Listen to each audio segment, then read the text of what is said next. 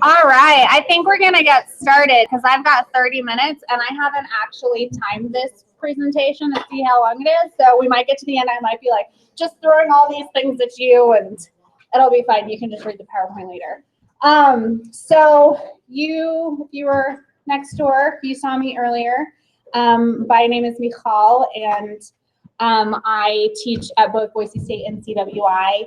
At CWI, I do a humanities class, and then I also teach a QUID class.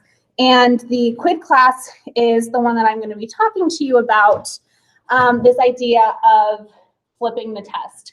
So a couple years ago, when I first started teaching in higher education, I taught a study skills class, and I really started to get into this idea of what does it mean to be a self-regulated learner. This idea of self-regulated learners control their thoughts, feelings, and actions in order to achieve academically. It's the self-directive process by which learners transform their mental abilities into academic skills. And so I started thinking about ways that I could help my students become self-regulated learners. And a lot of this came down to this idea of mastery. Mastering the information so that they would be able to internalize it, they would be able to change the information into different formats. And over the process of a couple of semesters, I got to this idea of how can I give them the skills that they need in order to become these master learners. So I learned through this research process that self-regulated learning requires the development and deployment of different learning strategies. And I'll talk about the learning strategies that I focus on in a minute. Positive self-efficacy and the pursuance of meaningful goals. Self-regulated learning also can be improved through practice. Imagine that. Through guidance, modeling, and effective strategies. And then finally involves a new role for teachers, which focuses on process-oriented teaching with students actively involved in the learning process. And if you're a CWI person, this idea of learn to learn, you're probably like, yep, I know that, because that's one of our focuses. So how do you do this? What I do is I have an assignment where kids create their tests.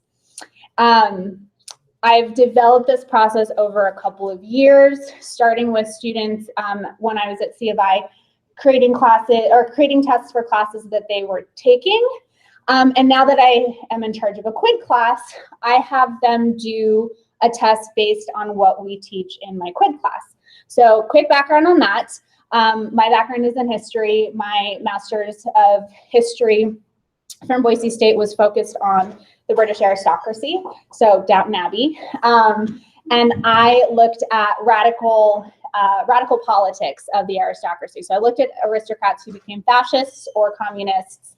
And so that's my background. I love it. It's weird. I get to study weird rich people who make weird decisions, but I love it. I love it. And my students always come to the class and are like, wait, we're doing what now? So my students are coming into this class with typically zero to little information on this topic, which I tell them and assure them is fine. It is okay. I will give them everything that they know. But I do also then introduce them this idea of over the course of the semester, they're going to create a 25-question test on our class content. They're going to do multiple choice questions, fill in the blank, matching short answer true and false questions. They're going to then meet with me to discuss feedback. I'm not just going to send them off into the wolves and write this test on their own and then turn it in. They then revise that test. I take all of their tests and in like 2 days turn it into a student curated exam. That's the worst part because it's like we're at the end of the semester. I'm frazzled. They're all frazzled, but it's fine. It works out great. And then the students take the test. So this final test that they're taking, they have written. I don't have as much time to do this anymore, but back in the day where I taught face-to-face, I actually had them have a study session day where they sat with each other and they talked through each other's tests, finding similar themes, finding similar ideas, finding similar type questions, and they kind of guided each other through what possible questions would end up being on that test. So we start this from day one. They know about this from day one. They don't always start working on it until week 12. It's due week 13, but we're working on it. So the skills that we talk about in this process are really important skills to learn, but also very hard skills to test. How do you assess someone's time management? How do you assess someone's critical thinking? How do you assess someone's goal-setting abilities? All of these different skills that I'm going to talk about in a minute are ways that that can be tested through this process. So we talk about time management. If I had a nickel for every time I told these students, you will take more time than you think to do this, I could retire. If I had a nickel for every time in a reflection they wrote, you said this would take a long time and I didn't believe you, but you were right, I could retire twice. So it takes them a long time. So this idea of time management, giving yourself enough time to reflect on your notes, reflect on your assignments, reflect on the material, and come up with creative, high-level thinking questions is not easy for them, but it's a really good way for them to practice this. That aligns with goal setting. I tell them there's no way that they can not have a plan from week 1 to week 12. So we talk about what are some short-term goals that you can create for yourself. When are you going to write questions on what does the aristocracy mean? When are you going to write your questions on what aristocratic homes are? What are you going to write about their politics, their fashion, their education, whatever? So setting those small goals for themselves so that when they get to week 10, they're sitting pretty. They're not, breathing into paper bags and having panic attacks. More practical, kind of tangible skills like note-taking and reading. This is a foreign subject for a lot of them.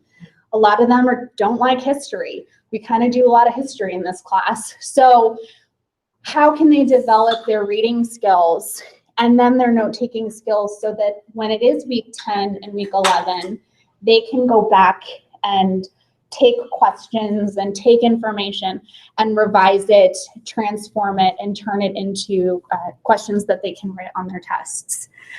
We also talk about test taking. Not only how do you prepare for tests, how do you write a test question, right? We as educators know making tests is not easy. It's really easy if you're like trying to test someone on basic math skills and you just, 2 + 2 is 4, 3 + 3. That's a little different, but writing exams and assessments is hard. And they tell me this angrily in their reflections. I didn't like this. Although one time, just a quick side story, I had a student who was going to be an elementary teacher say, this project really helped me really helped me understand that I don't like writing tests, and that's why I'm really glad I'm going to be an elementary school teacher. And I said, oh, honey, oh boy, just be ready. Because it's not hard. So we not only talk about how to prepare for tests, but we talk about how do you write an effective multiple choice test question? How do you write an effective true-false question where the student is going beyond just, flipping the quarter that they have with them and choosing heads or tails, true or false? How do you do an effective matching question when you have a lot of information to work with? So we talk about those skills, and then I give them a platform to practice that.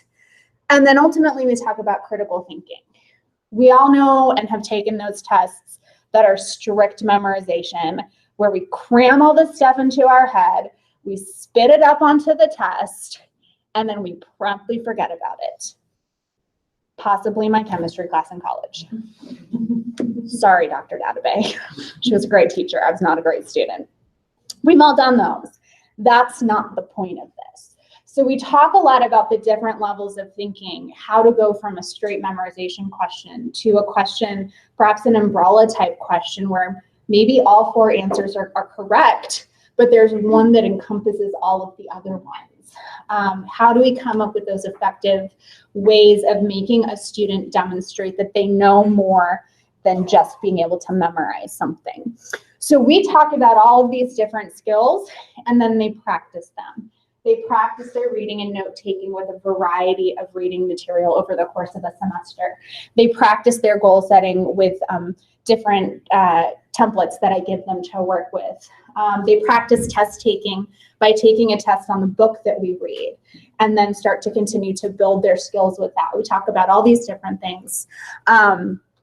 And that kind of turns into the stuff that I provide for them. So for example, I give them the semester plan where they can kind of fill in when they want to get stuff done. Again, this doesn't always mean they're actually going to do it, but it's good for the reflection process later. Thanks for giving me this great plan. Unfortunately, I didn't actually use it. We talk about the different levels of critical thinking. So when I say, hey, this is more of an understanding question or more of a memorization, remembering question, how can we turn that into an analysis question? How can we take these two seemingly different ideas and synthesize them together to create a different type of question? We talk about those different types of things. So what do I do? Because they're like, well, you don't even write the test. What are you doing? First of all, I've put my time in, kids. So I provide them with a lot of samples. I provide them with tests from previous semesters. I provide them with examples of low-level questions versus high-level questions, and I do that for all different types of questions. I also provide them with platforms. They have a blog function in Blackboard where every week when we talk about a different subject, they've got the blog function to be able to write potential questions. And I check that on a regular basis. I give them feedback. I might say, hey, this is a really great memorization question. How can we now build up upon this? How can we maybe transform this in a different way? So they're not waiting till week 12 when they're turning in their initial draft to get my feedback. They can potentially be getting feedback over the course of the semester.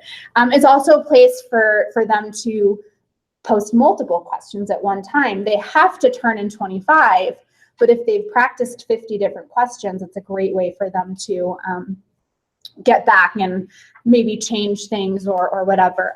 I also do a day where I give them a bunch of Post-it notes and we put up around the room the different topics that we've covered so far, and they'll write questions and put them up, and I'll go around and put comments and feedback on them and then let them have a chance to go around and look at each other's questions. So it's kind of that process over the course of the semester of working on adjusting those questions. I don't shut up about this. I joke that they're like going to hear in their nightmares in the future, like, how are your test questions coming? How are your test questions coming? How are your tests? I don't shut up about this, but it can help. It helps that reminder. I'll also sometimes give on-the-spot examples. So we'll be talking about something and I might say, hey, so how are you seeing this spectrum of British politics having overlap? Where are you seeing the Communist and the Labour parties overlapping? Where do you see the Communist and the Conservative parties overlapping? Where do you see Communist and Fascist parties overlapping? This could be a really great matching question where you are not just doing how many of us remember doing, like, you've got 5 options, 5 matching, you match the 2 that you know, and then you're like, well, this looks good, and then you're down to like, oh, well, these are the last ones, great. So I try to give them some on-the-spot examples for them to think about as we go through each subject, what they can also maybe do themselves. So just as an example of the revision process, I don't know if you know this answer or not, but a question that is like more of a memorization type question is, what is not a rank of the British aristocracy? This is 100% a memorization question. All right, I could like talk to you for 4 minutes about the British aristocracy and you could be able to answer this question. It's just memorization. What we then talk about is, how do we move this from, I have just memorized this, to what does it mean to be a duke? And what does it mean to be a baron? What does it mean to be a marquess? What are their similarities? What are their roles, their responsibilities? What differences do they have? Do you know enough about them that you can make those distinctions? And that takes us to a question like this: what is a significant difference between a duke and a baron? Now they have to know what it means. to be a Duke and a Baron. You could even, and we talk about this sometimes, instead of saying between a Duke and a Baron, say what is the difference between the highest rank of aristocracy and the lowest? Then they need to know the order on top of it. So just little changes here and there to get them to think about, how do I change this basic type of a question, which is the easiest to write, to something that is higher level that really requires the student to demonstrate knowledge. And we talk a lot about that working backward process of, what do you want the student to demonstrate that they know? Now, how can we work backwards and write a question that will help support that? So, yes. Does anyone know? So for the first one, the answer is C, because a lord is what someone is called. It's not a title. A baron, a duke, and a marquess. Duke is at the top. The baron is at the bottom. Marquess a French word? What? Marquess sounds like a French word. It is. It's taken from the French. Okay. Yeah. The marquess and the marchioness. That's my favorite. If you're a marchioness, it's like, oh, that sounds so fancy. It is. So we're gonna get. Guys, don't get me started on this. I have 10 minutes.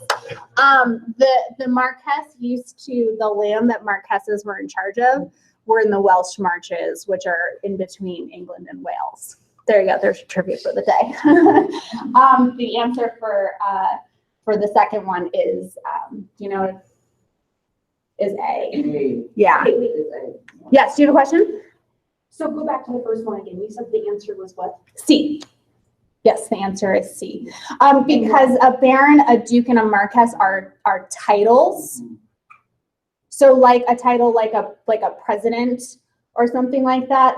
Lord in the British aristocracy is what they would be called. Like they would be called my lord or my grace, depending on what level they are.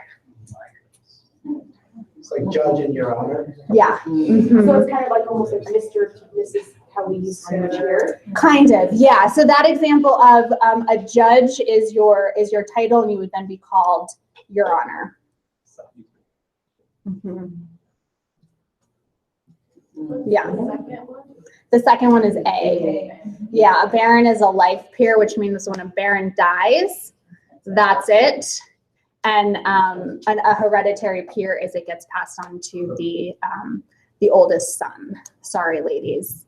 I also apologize to the females in my class quite a bit, because they're like, great, so we don't get that, we don't get that, we don't get that. Awesome. I apologize. I do apologize to them a lot. Yes. So then the Duke. So going back to if the Duke has no sons, and that means his whole role. It's over. It's done. Mm-hmm. Yep.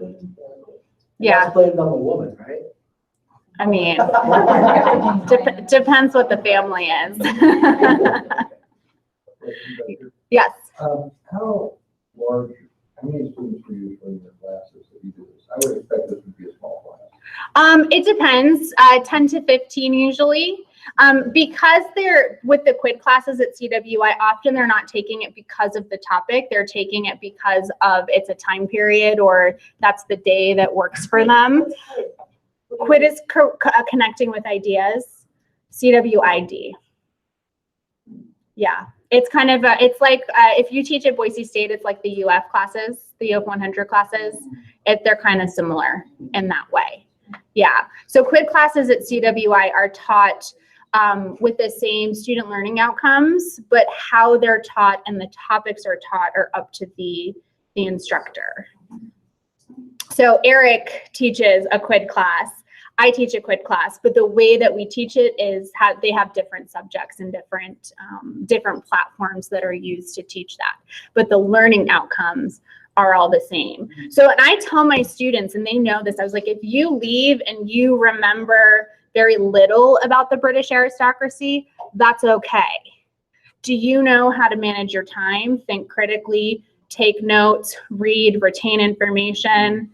That's what's important. For me, the British aristocracy stuff is simply the vehicle that we use for them to gain and use these skills. So what are the student struggles? Well, I mentioned a couple of them before. It's not easy. They complain about this quite a bit. There's a lot of, they struggle with taking the abstract skills and actually putting them into action for a cumulative project. It's hard to practice note-taking and test-taking. It's hard to practice goal setting. It's hard to practice critical thinking sometimes, especially when you are not, I think we're seeing more and more of this kind of, there's an answer, give me the answer. There isn't always an answer. So that process is kind of hard for them. And then they also fight the process. They fight it quite a bit. And it, for some of them, it takes them a really long time to really start implementing these skills. So I wanted to just kind of share with you as I wrap this up, some feedback that I've gotten from students over the course of the semester. So there's gonna be a lot of information. I just kind of like block quoted a lot of the students' feedback, but just wanted to share some highlights that I see when I read their reflections. For me, the value of having that one-on-one conversation with them during the revision process is great, but I love reading their reflections because you see that kind of idea of metacognition coming into play where they're starting to reflect on that. So one of the responses I get a lot is like, I think of all these different questions and then they're all memorization and I have to start again. So it's not that a lot of them don't have questions. They have too many of the wrong type of questions. So it's practicing building up those types of higher level questions. They also, I talk about this idea of like, they kind of just fight. How do I start? How do I start this? So this idea of the thought of a big project hanging over my head for so long that it was hard for me to begin was a big challenge. So I had to block out that time in my schedule, time management, goal setting, and not do anything else until I had at least 5 questions. And sometimes those little small goals can be really important for them. If they can get 5 questions done, now the ball is rolling. Now they can start to, okay, I'm on the right track. I'm gonna keep going. Talked about this idea of metacognition, of thinking and being aware of your own thinking. And this is part of the self-regulated learning process. Can you reflect on how it is you're learning and what adjustments you might have to make? So my students reflect after they write the test and then also after they take the test. So they give me kind of 2 shorter reflections on that. And just some feedback that I get from that is that I took away the need to use all of my resources. They have a lot of resources that are provided for them. Are they utilizing this? I also I get a lot of feedback of how much the process teaches them about important skills. So taking legible, detailed notes is incredibly important. You probably all agree. Completing the in-class assignments was crucial. Hello. Who knew? It gave me the resources and knowledge to ask questions during class to help me achieve a deeper understanding of the material. Obviously, that's a really important component. A great way to study all the material. It was a great way to study all the material we've gone over this semester, and I'll definitely remember more of the content because I had put this together. Creating my own questions worked as a good study guide because I had to go through every type of category we went through in class, from servants' daily lives to aristocratic houses. I promise you it's a fun class. I had to go back over all my notes, and I even watched some of the homework videos because I was looking for potential question ideas. I discovered a lot I had passed over before because I was going so quickly while learning it, so it was a good refresher. all great things you want to hear from your students, that they're going back over their information, that they're reprocessing information, that they're taking and trying to transform their information. And it becomes a really great study tool in the future. If you can teach something, you have really learned it. And so they're not necessarily teaching somebody, but they're knowing enough that they can then ask of other students, can you also now demonstrate what it is that you know? Can you demonstrate what you need to do? This is a very similar response. Putting together the test was a way of studying for me that I never would have thought of. But like they say, there's always a first. Creating a test was a big help when it came to studying. It forced me to think in a different way than I normally would, forced me to come up with the correct answer and similar answers that weren't quite right. For future classes, I can use the studying tool when it comes to the test. Creating the test allowed me to think, if I were making the test, what would I put on the test to really test my knowledge? It really gives you a better perspective on what could possibly be on the test. Yes. So obviously your course has learning outcomes related to the content of Aristocracy. Is the course also attached to it, like if you call them university learning outcomes, or Yeah, so there's specific outcomes that relate to the less content. So there are things like, do you understand your college resources, but also a lot of skill building. So are you able to manage your time? Are you able to? Yeah, so those are outcomes are also. Exactly. Yeah. And then that's just the reminder of being able to go out and now you have these skills that you can work with. You have these skills. So many students back, especially when I did it at the College of Idaho, when they were writing tests for classes that they were taking, their chem class or their history class, they would come back and say, like, this helped me study so much. And so if students really are taking that ownership of the classes that they're in and mastering the information while they're becoming these self-regulated learners, they're then able to really, as I say, flip the test, start thinking about, if I were the instructor, how would I create these questions? How would I create these ideas to demonstrate that students really know the information that's been discussed over the course of the semester?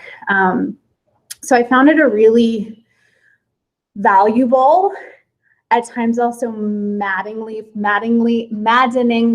frustrating, because sometimes it's like, just turn a question in, something. And of course, in any class, you're going to get those kids who rock it, and you're going to get those kids who at the end are still mad at you about the whole thing, or like, this was a terrible experience and I hated everything about it. Okay, well. Do they put that in a question form? Turn this into a higher level. I'd like to see an application type question with this in a true false format. Thank you very much. But as I was going through the reflections from previous students, I found a student who wrote this: growing is never a pleasant process, but it's always worth it. And I think for me, that just encapsulated the entire reason that I do this project. It's not because I don't want to write tests. It's not because I'm trying to pawn the work off on my students, but I think that I've discovered over the course of the semesters that I've done this, that it's hard, it's challenging, it's at times very confusing to them. At times they get really angry, but in the end, they have found that this has been a really effective process for them, especially if they just dive into it feet first. Yes. I have one quick question. Probably not going to be a quick question. Answer for you. How much in teaching this class has it changed the way you both teach your regular courses and create tests?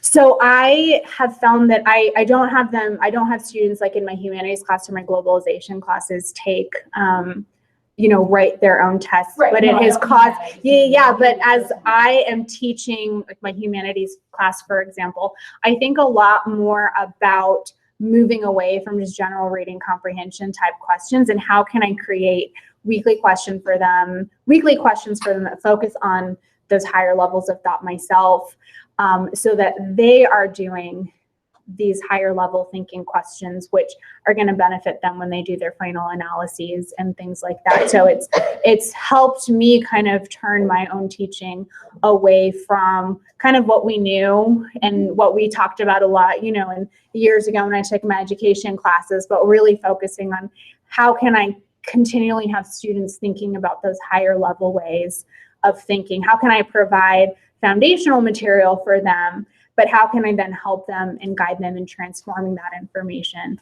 into a different way? The QUID class, I am with them every step of the way through this process. Even in a hybrid class, I see them once a week, which is really helpful. But there's ways to do that in an online format as well. So I'm out of time. If you want to ever talk more about this, I'll be around. If you want to talk British aristocracy, I'm around for that too. Downton Abbey's your favorite show? Great, let's chat. But I really appreciate your questions. I really appreciate your feedback, your comments. This PowerPoint, I think, is available. So if you want to use it, if you any materials that I have that you want to discuss, you're welcome to. I'm all about sharing is caring. So thank you for coming and joining me, and enjoy the rest of your day. Yes. It was a student. Yeah, a student reflection. A student reflected this. Yep. I know, I got some good ones. It was a bit of a convoluted reflection, and then this was her very last statement. Yeah.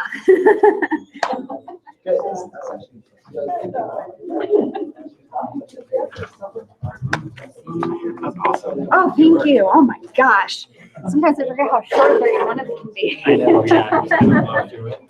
I'm struggling with this very same issue in my classes, writing higher level that I can use to teach